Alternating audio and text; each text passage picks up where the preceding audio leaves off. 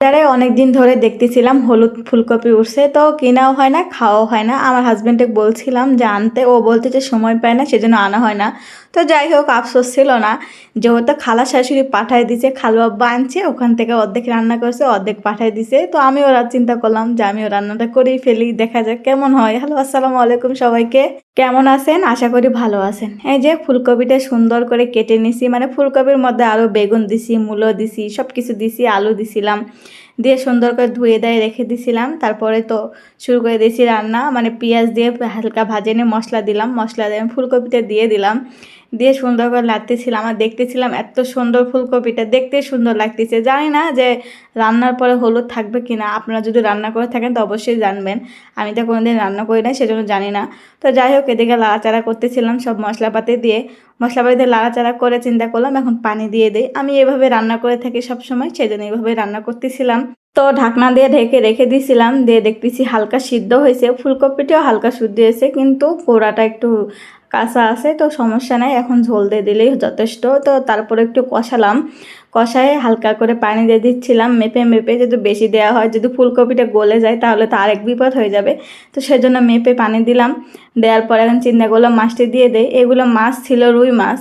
তো চিন্তা করছিলাম যে এই রুই মাছ দিয়ে রান্না করলে হয়তো বা ভালো লাগবে, সেজন্য রান্না করতেছিলাম। আমার খালা শাশুড়িও বললো যে আমি রান্না করছিলাম, খুবই মজা লাগছে, তুমি ট্রাই করতে পারো। তো সেই জন্য আমিও ঝটপট রান্না করতেছিলাম। তো মাছগুলো ভিতরে ঢুকে দিচ্ছিলাম, যেহেতু ভিতরে ঢুকে দিলে সবসময় ঝোল বেশি করে ঢুকবে, আর উপরে থাকলে দেখা যাবে ঝোল কম ঢুকবে। তো ঢাকনা দিয়ে ঢেকে রেখে দিলাম। এদিকে আমি শাক ভাজি করবো, সেজন্য পেঁয়াজ আর রসুন দিয়ে দিলাম।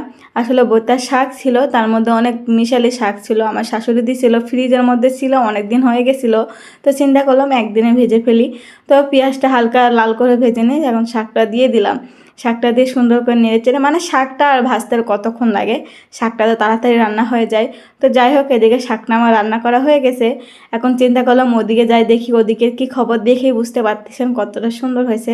জানি না খেতে কেমন হবে, তো দেখে তো মাশাআল্লাহ আলহামদুলিল্লাহ ভালোই লাগতেছে। দেখা যাক এখন কি আছে ভাগ্যে।